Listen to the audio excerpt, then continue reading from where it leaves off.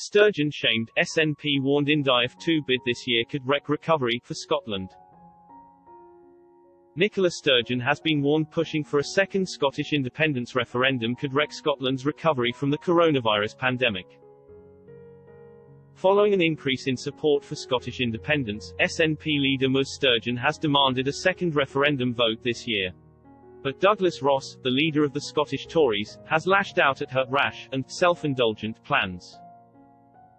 The Scottish Conservatives' Twitter account quoted Mr Ross as saying, "Escalating their plans for Indyref2 is rash and incredibly self-indulgent when the country is struggling through another lockdown."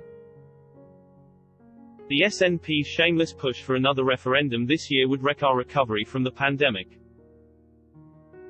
Despite the Scottish public taking to the polls in 2014 and voting to remain part of the UK, Ms Sturgeon said a second referendum should be held in the earlier part of the next Scottish Parliament term. She said in November last year, "I think the referendum should, for a whole variety of reasons, be in the earlier part of the next Parliament.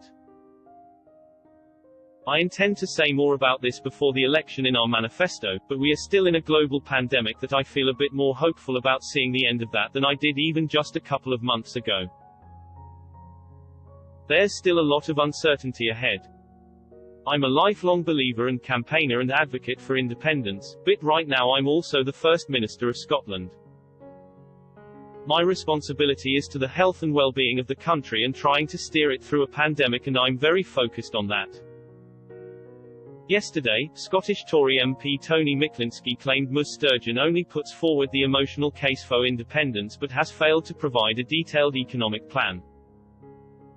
He told Express.co.uk, "Nicola Sturgeon knows perfectly well the scale of the £8 billion a year that Scotland gets from the UK government plus the employment from civil service and defence etc. The overall financial impact on Scotland would be very significant, and none of her papers, either SNP produced or otherwise, has explained how the economy would function. If she was serious about this, she would detail all that and she would have a good case to present."